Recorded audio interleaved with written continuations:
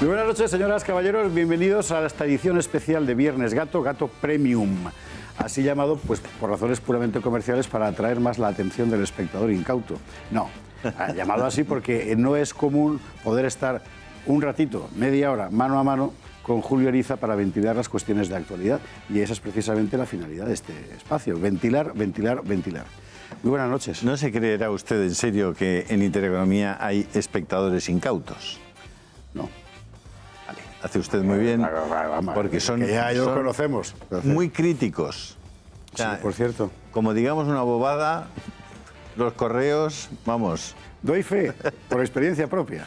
Decimos una cosa que tal y bueno... Madre mía. Madre mía. En fin. Y hacen muy bien, además. Y hacen muy bien porque es exactamente su Desde luego nosotros, yo por lo menos, usted un poco más, pero yo no estoy en posesión de la verdad.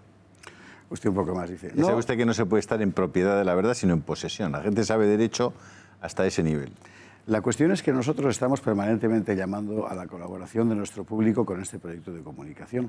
Y esa colaboración no consiste solo en... dame algo porque es triste pedir, pero es más triste tener que robar. No, o sea, no es como hacen otros, como hacen otras cadenas. No es eso. Esa colaboración también consiste en una comunicación lo más constante y profunda posible con todos y cada uno de nuestros espectadores, cosa que del Club de Amigos, por cierto, se hace francamente bien. Pero bueno, esto es otra historia y aquí no está Paula Cruzado, así que del club hablaremos en otro momento. Que acaba de dimitir, bueno, acaba esta mañana de dimitir Espinar. Sí, pero déjeme decir una cosa. Yo sí que cuando... No, perdón, no quiero cambiarle el guión en absoluto. Por cierto, guión que no tenemos, sí, eso, que es la gran ventaja que tiene este programa, que podemos... divertirnos. Sí, señor. Divertirse es lo contrario de aburrirse, no de ser serio. Ahí estamos. Y el guión es el corsé de la guía. Este programa tiene guía. Guión ya. Creo que cuando está, yo por lo menos cuando estoy en televisión y estamos haciendo un programa, tengo siento cómo estoy en casa de la gente. Lo siento, es decir, estoy mirando allí y estoy viendo a quien está sentado en ese sofá o en su butaca o en una silla en la cocina viéndonos y escuchándonos, ¿no? Y con la expectativa de pasar un rato divertido. Divertido, insisto, que no es lo contrario de serio, sino de aburrido. Estamos. Y yo a la gente de la casa les digo, tened la convicción de que estáis haciendo algo muy serio. Tenéis la oportunidad, como muy poca gente tiene, de dirigirse a cientos de miles de personas al mismo tiempo. Imagínese usted en el Bernabéu hablando a 100.000, bueno, pues a muchos más, ¿no? Y estás dentro de su casa, Estás contándole cosas, diciéndole cosas. Entonces, hay que tener muchísimo respeto a esa situación, porque tienes una enorme responsabilidad. Y bueno, eso no implica que no te lo puedas pasar bien. Yo creo que la clave de muchas veces del éxito de nuestros programas es que la gente se lo pasa bien con nosotros. O sea, se sienta diciendo, hombre, voy a pasar un buen rato, ¿no? Y el directo es la otra clave, ¿no? El ser capaces de estar en tiempo real, en el momento en que ocurren las cosas, abrir la ventana y enseñarles lo que está pasando abajo, ¿no? Así es. Espinar ha dimitido. Sí. Este era de las Black, pisos de protección oficial. Así es. Y bueno, toda aquella red que tenían los constructores alrededor de Rafael Simancas, ¿recuerda? Toda esa red. Exactamente. Que fue la que realmente propició aquella victoria en segunda vuelta de Esperanza Aguirre. No fue realmente... El tamallazo, efectivamente, fue un golpe duro y un golpe extraño. Pero la red de corrupción que tenía el Partido Socialista en ese momento en torno a la vivienda, en torno a la construcción, era brutal. Aquí hay una cosa que conviene decir, porque claro, la gente pierde memoria muy rápido, sobre todo con un medio como la televisión, donde, como todos los días, el mundo cambia, pues las cosas van quedando atrás. Pero uno ve la prensa hoy y da la impresión de que hemos dejado atrás una época geológica anterior, que fue la del PP, donde todo era Gürtel. Quizá debajo de algún estrato, junto a algunos fósiles, queda algún resto de la corrupción del PSOE. No, o sea, siguen ahí, es decir, siguen ahí y marcaron la política, y marcaron a la generación siguiente también. Entonces, es fácil presentarse ahora con los ropajes de lo nuevo y lo impoluto. Pero lo nuevo y lo impoluto sencillamente no existe. Claro que existe, pero no es algo que pertenezca ni a una generación ni a una ideología concreta. pertenece a personas. Yo creo y al contrario, y lo que hemos visto, perdón, en el mundo Podemos, es que envolviéndose como se han envuelto en la bandera de la virtud, en cuanto se ha levantado un poquito un pico de la bandera, han aparecido contrataciones ilegales, becas fraudulentas, bueno, pues la corrupción a su escala. Es que, vamos a ver, yo creo que cuando nos asomamos a la política tenemos que partir de una premisa que es esencial, y es saber que estamos hablando en términos de conquista del poder. Por supuesto. Estamos hablando del poder. El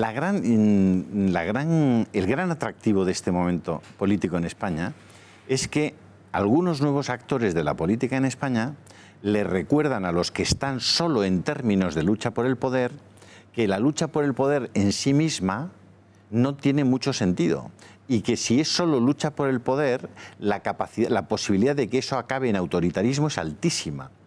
Y hay una vuelta al debate de ideas. El debate de ideas había muerto en España. Es verdad. Y se ha puesto de nuevo sobre la mesa la posibilidad de que las personas, las gentes de este país puedan sentarse a hablar de todo. Porque había una decisión casi instalada en el imaginario de todos los políticos que tienen representación institucional de que hay determinados temas de los que ya no podemos hablar, ya no se debe hablar. El famoso consenso socialdemócrata del que se habla. Eso es. Entonces, bueno, yo creo que la gran novedad, y estupenda novedad, es que ha entrado un chorro, han abierto la ventana, ha entrado un chorro de aire fresco y estamos hablando otra vez de cosas, estamos debatiendo sobre cosas, estamos poniendo sobre la mesa razonamientos que son diferentes a lo comúnmente admitido. Lo que es llamativo es que en esa situación, que efectivamente es así, la reacción de la mayoría mediática, o sea, la mayoría política, por razones obvias, puesto que trata de mantener su poder, va a tratar de evitar cualquier tipo de novedad. Pero la mayoría mediática, que en principio, por su profesión, debería estar abierta a interpretar, analizar, comentar lo que sucede, la reacción unánime prácticamente ha sido la de no, todo esto es pecado. La única verdad ortodoxa es la que yo defendía, es decir, la de la que yo cobro, y todo lo demás es herejía.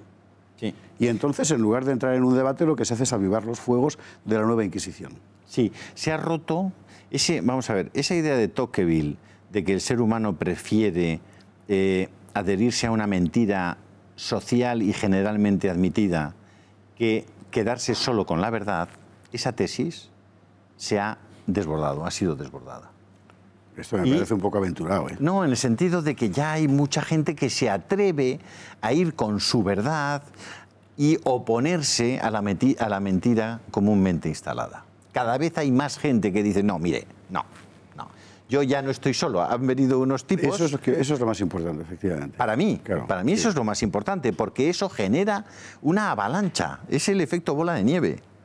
Y eso es buenísimo. Entonces yo creo que Vox es el gran protagonista de ese cambio histórico en nuestro país desde el punto de vista de la política con mayúsculas, ¿no? Como actividad humana de enorme nobleza y de enorme importancia. Y es lo mismo que ha ocurrido en buena parte de Occidente. El efecto Trump fue exactamente igual. Él empieza a decir cosas que estaba prohibido decir y que sin embargo eran compartidas por una enorme cantidad de norteamericanos. Y en el resto de Europa lo mismo. Algo tan elemental como lo siguiente. ¿De verdad yo tengo que estar pagando con mis impuestos que venga un extranjero ilegalmente y tengo que asistirle en sanidad, en lo que sea, y tenerlo aquí cuando no ha hecho absolutamente nada? ¿Por qué? Bien, trátalo bien y devuélvelo a su casa, digo yo. Esto era pecado hace solo 5 años. Ahora empieza a entenderse que es de sentido común. Bueno, siempre fue de sentido común, siempre fue de sentido común. Esto es lo que está cambiando. Podemos, por cierto, en su núcleo, representó eso en su momento. Y se lo ha comido el leninismo de Pablo Iglesias. La gran cuestión política de los próximos años, y lo ha sido durante los últimos años también, es la sostenibilidad del estado del bienestar. Es decir, las 4 patas famosas la atención a los desempleados, las pensiones, la sanidad y la educación, esas 4 patas, con la forma que hemos tenido de plantear la demografía y de plantear la inmigración en los países occidentales, hace que todo lo que hay alrededor del estado del bienestar y la propia concepción del estado del bienestar haya que retomarla, haya que volver a repensarla. Y en este momento ya todo el mundo sabe que, por ejemplo, en términos demográficos, pues las pensiones ya no son sostenibles. Pero eso no se sabe ahora. Eso cualquier actuario de seguros nos lo decía hace 25 años. Exactamente. Y sin embargo, los políticos han permitido que... Incluso Pedro Solbes, si no recuerdo mal. Sí, claro. Pero los políticos han permitido, los gobernantes, que año tras año no se pusieran sobre la mesa la verdad de las cuentas de las pensiones. Hasta que, pues como aquel, ¿no? Ya se ha roto, ¿no? Se acabó la caja. Claro. Entonces, en términos de debate político, el asunto de la sostenibilidad tiene que ver con muchas cosas que se habían dejado de discutir. Por ejemplo, se sigue llamando sanidad pública a lo que es la sanidad estatal, gestionada por funcionarios y por el Estado. ¿Por qué sanidad pública? Sanidad pública es la de todos. La sanidad que llaman privada es la sanidad social. Son los instrumentos creados por la sociedad para atender las necesidades sanitarias de la sociedad. Eso es la sanidad privada.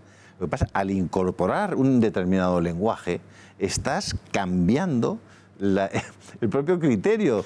Es interesante porque el proceso, y aquí conviene verlo en términos históricos desde mi punto de vista, el proceso es, a partir de la Segunda Guerra Mundial de forma muy fundamental, y lógicamente porque el mundo se había estallado varias veces, se llega a una situación en la que todo el mundo toma conciencia de que hay que hacer que los beneficios del progreso, el dinero, el capitalismo, etcétera, se extiendan a todo el mundo, porque si no, se rompe. Y eso estuvo francamente bien. Por tanto, empieza a considerarse derechos inalienables de los ciudadanos el recibir servicios que, por otra parte, los ciudadanos prestan. Bien. Sí. Yo prefiero, si no le importa hablar de las personas, he dejado de hablar de los ciudadanos. Sí, no me extraña con lo que hay. Pero ahora bien, eso significa que usted tiene derecho a recibir sanidad, no que el Estado tenga el derecho a ser el único que la dispensa. La obligación del Estado es velar porque ese derecho se satisfaga, esa es su obligación, y no significa que el Estado tenga derecho a monopolizar la prestación de ese servicio si el ciudadano elige otra cosa. Y aquí este modelo sirve lo mismo para la sanidad que para la educación, que seguramente para las pensiones también. Después de la publicidad seguimos porque también aquí hay que hacer cortes, que es lo que tiene el directo. ¿Qué corte? Ahora mismo.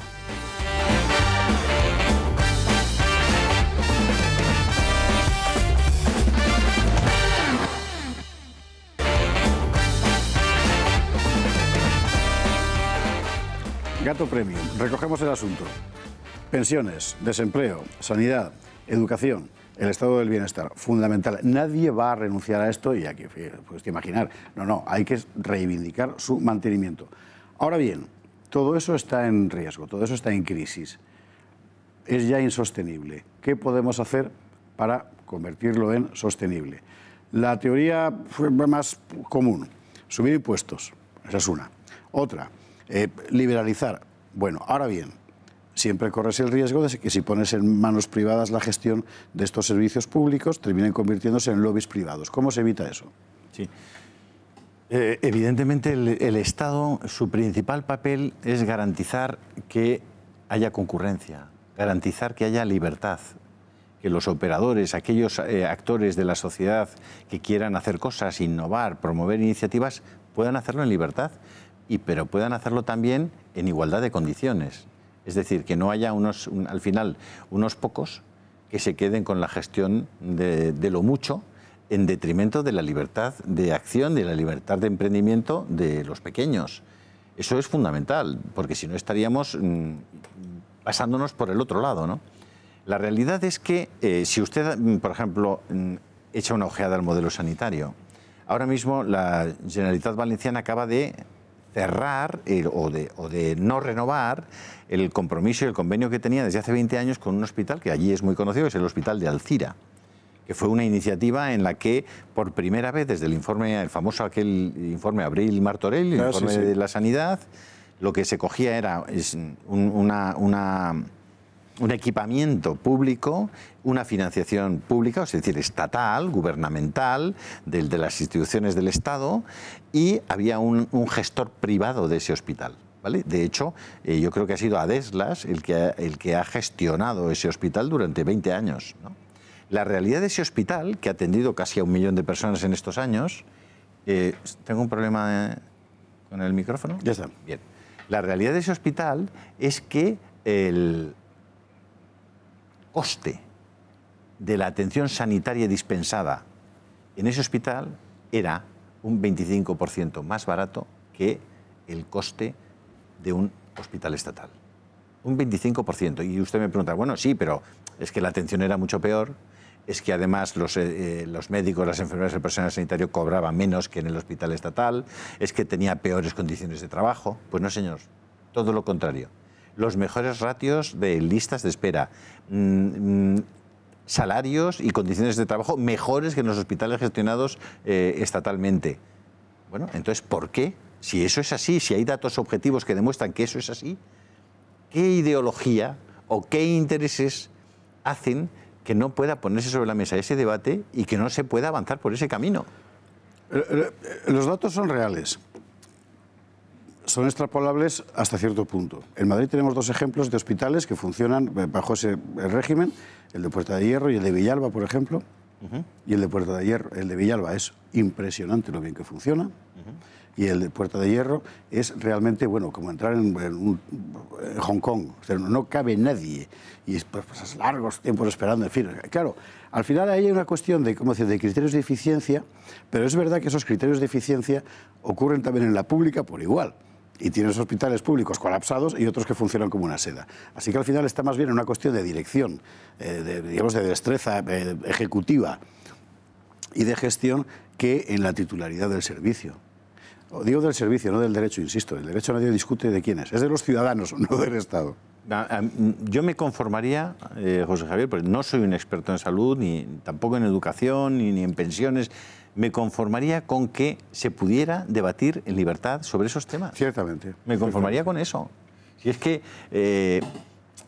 al final de lo que estamos hablando es de que se le ha propuesto a la gente desde hace algunos años que renuncie a partes muy importantes de su libertad a cambio de seguridades, a cambio de subvenciones, a cambio de atención por parte del Estado. Así es. Pero al mismo tiempo con una renuncia que ha sido formidable de espacios de libertad.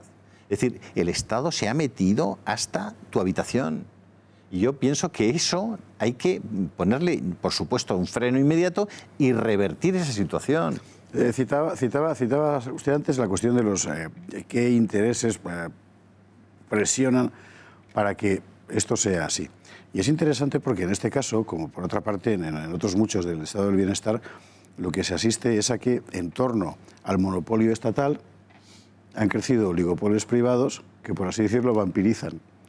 Y unos y otros, no solo los defensores de lo público, no, también los privados que viven de lo público, se ponen de acuerdo para crear ahí una especie de coraza indestructible. Y a lo mejor habría que empezar a contar quiénes son. Por ejemplo, pero bueno, ahí nos encontramos con que no solamente hay monopolios, duopolios u oligopolios en todos estos ámbitos, es que el primer gran monopolio, duopolio... La televisión. Es el de la televisión, con lo cual... Es un perfecto ejemplo, sí, señor. Tener este debate y poder poner sobre la mesa estas cuestiones en la televisión en España es muy complicado. Y claro, eso revierte directamente en la generación de opinión pública y en la modificación de la opinión pública. Menos mal que hay minorías activas, minorías pensantes, que están despiertas, que están cada día más activas, también por lo que decíamos al principio, de la irrupción de esa nueva posibilidad de debate público, ¿no? Eso da un poco de esperanza al asunto, ¿no? Creo que hemos abierto una tercera vía interesante aquí en este debate, porque hasta ahora la cosa ha estado fundamentalmente entre quienes por una parte defendían por encima de todo el derecho de lo público a gestionar los servicios de los ciudadanos, y ahí es donde está la izquierda en general, y quienes por otra parte defendían a ultranza el derecho de los individuos a gestionar esos servicios, y nosotros queremos defender fundamentalmente el derecho de los ciudadanos a recibir un buen servicio con independencia de su gestión, de que sea, mejor dicho, de que la naturaleza de su gestión, de que sea pública o de que sea privada, porque es lo que no hay que perder de vista en ningún momento, evidentemente. Estoy de acuerdo. Y creo que además en términos de derechos y de redistribución de la riqueza hay algunas cosas que llaman muchísimo la atención. Por ejemplo, a mí me llama muchísimo la atención que en términos de redistribución no haya ninguna propuesta política para hablar de la energía. Es Es decir, si hay un derecho básico hoy en la sociedad del siglo XXI, es el derecho a poder encender tu calefacción, sí, a poder poner un poco de agua caliente, a poder poner en un momento determinado, cuando hay la asfixia del verano, del agosto, a poder poner el aire acondicionado. Bueno, y en términos de consumo energético, las propuestas son las mismas de hace 40 años. Es decir, no es considerado un derecho básico, intocable, el tema de la energía. Y sin embargo, parece tan o más importante que otros derechos básicos. Pero ahí no se ha tocado nada. Eso está en manos de un oligopolio y eso no se ha tocado. Y los propios impuestos, la propia configuración fiscal, hace que esté especialmente maltratado. Es decir, un señor que... Maltratado el ciudadano, el oligopolio sí. no. No, claro. Una viuda que, por cierto, cuando queda viuda y fallece su marido, pasa a cobrar la mitad de la pensión, como si esa mujer tuviera la mitad de alquiler de su piso, la mitad de gastos de electricidad, la mitad de tal. Esa viuda paga lo mismo por la electricidad que un señor que gana 200.000 euros al año.